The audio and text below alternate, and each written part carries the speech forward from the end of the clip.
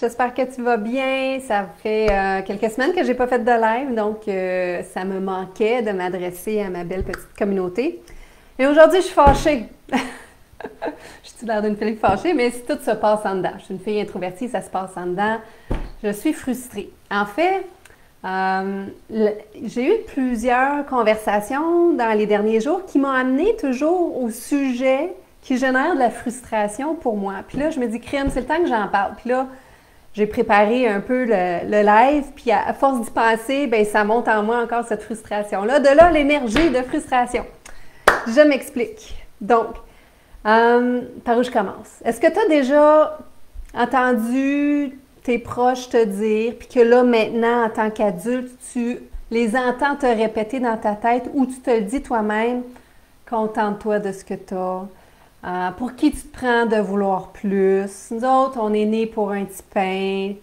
Je mérite pas mieux que ça. Ma vie est ordinaire, puis j'en suis bien satisfaite. Tu vois-tu où est-ce que je veux en venir? C'est ceux qui...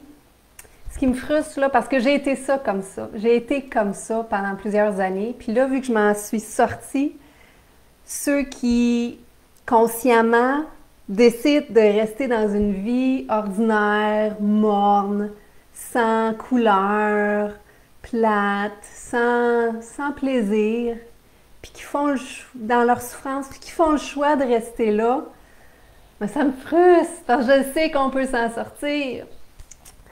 Et que je t'explique. Quand j'ai rencontré mon chum, Mario, il y a proche de 18 ans, j'avais pas confiance en moi. J'étais une police. Je savais que j'avais de la valeur, j'avais une bonne estime de moi, mais j'avais pas confiance en moi pour m'affirmer, pour mettre mes limites, pour dire ce que je pense, pour partager mes opinions, puis surtout pas pour prendre ma place. Et lui a vu tout le potentiel en moi que moi, je ne voyais pas.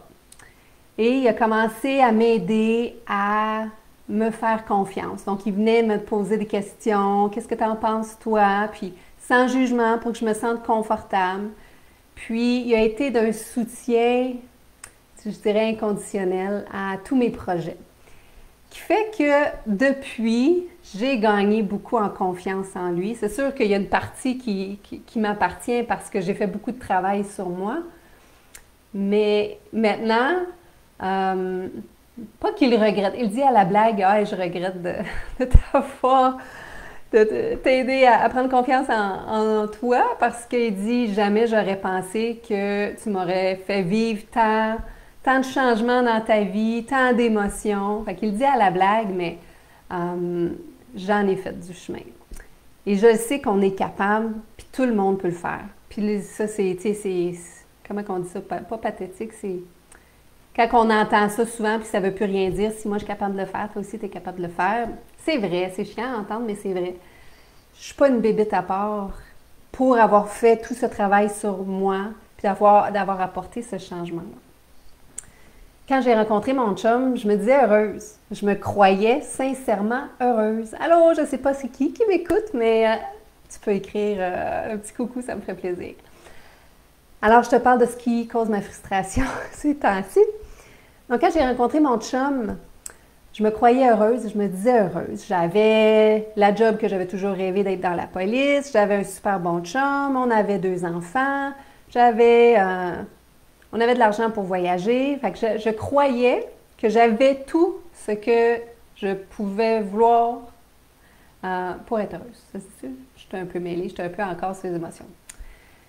Mais quand mes façons de penser, ma façon de voir les choses m'a amenée à la dépression, ben je continue à dire, ben non, je suis une dépressive heureuse, j'ai tout pour être heureuse, mais finalement, à force de travailler sur moi, j'ai pris conscience que je ne l'étais pas tant.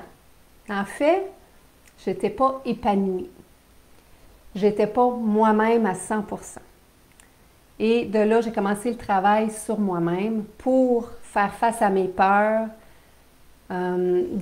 déloger mes croyances limitantes qui me bloquaient dans mon cheminement, prendre confiance en moi. De là, j'ai réussi à partir le projet de chien avec Canac de chien de soutien émotionnel. Alors, quand je vois des gens qui continuent de se contenter de peu, qui, leur auto-saboteur est très, très fort chez eux, puis qu'au moindre petit obstacle vers ce qui pourrait les aider, ils prennent ça comme un signe. Ah, ben non, finalement, je ne ferai rien, c'est un signe que je ne devrais pas m'améliorer. Quand je vois des gens qui se victimisent, peut-être même souvent inconsciemment, ah, ben moi, c'est ma vie la souffrance, c'est ma vie d'avoir été victime de X, Y, Z, puis ça va être ça toute ma vie.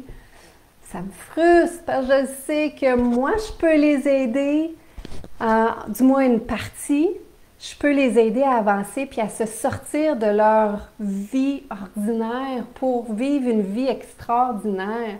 Donc, moi, je sais que je peux les aider à sortir de ce mode de survie-là, mais de vivre une vie épanouie.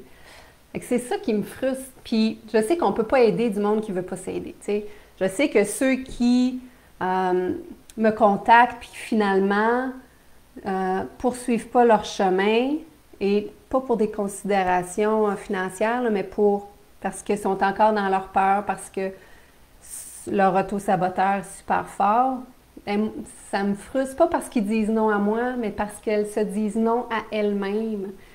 Puis je voudrais tellement les aider, puis je fais pas ça pour l'argent, parce que si je voudrais faire un travail pour l'argent, je serais restée dans la police.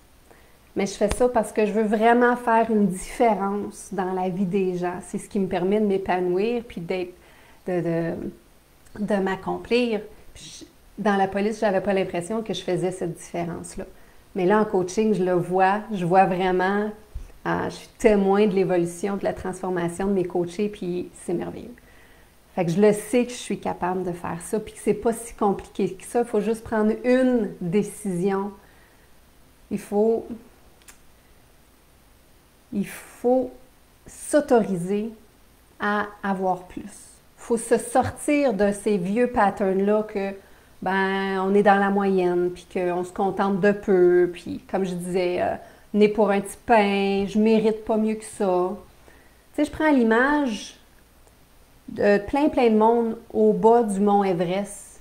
Il y en a beaucoup qui vont regarder la montagne, ça serait le fun, tu sais, ça serait beau en haut, mais qui n'osent même pas faire le premier pas. C'est ça qui me frustre, c'est qu'ils n'essayent pas.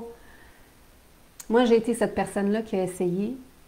Je suis allée chercher de l'aide, puis ça m'a vraiment aidée. Et oui, c'est sûr qu'il y a toujours de l'amélioration à faire. Le chemin du développement personnel, c'est sans fin. Mais j'ai un bon bout de fait sur mon mont Everest. Et plus j'avance, plus que je suis heureuse et épanouie. Et c'est accessible. C'est juste une décision. C'est de mettre de côté son auto-saboteur, de se prioriser, de prendre soin de soi et de se choisir. Fait que au final, mon chum, il avait vu tout le potentiel en moi. Puis finalement, il avait raison parce que, humblement, j'en ai fait des affaires, mais c'est pas parce que c'est moi. On a tous un potentiel dans différents domaines à l'intérieur de nous. Que ce soit pour aider les autres, mais pour nous-mêmes aussi. On a tous des talents, on a tous des qualités. Fait que moi, quand je vois des gens qui ont du potentiel à faire plus, à être plus, à vivre mieux et plus heureux, puis qui prennent la décision de ne pas le faire, je sais que ça leur appartient. Je sais qu'ils ont le droit.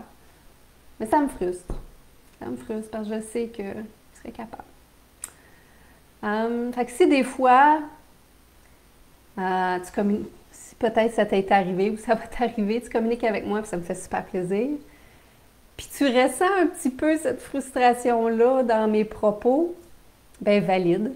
Tu peux valider comment je me sens, mais c'est à moi de gérer ça. Puis de toute façon, c'est à moi d'apprendre à me détacher que, écoute, la personne n'est pas prête, elle n'est pas prête à prendre conscience, elle n'est pas prête à être confrontée par certaines questions difficiles qui permettent ces prises de conscience-là. Il y en a.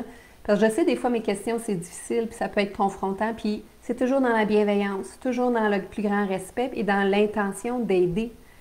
Mais quand les gens ne sont même pas prêts à accueillir des questions difficiles pour se remettre en question, ça me frustre. Parce qu'elles se disent non.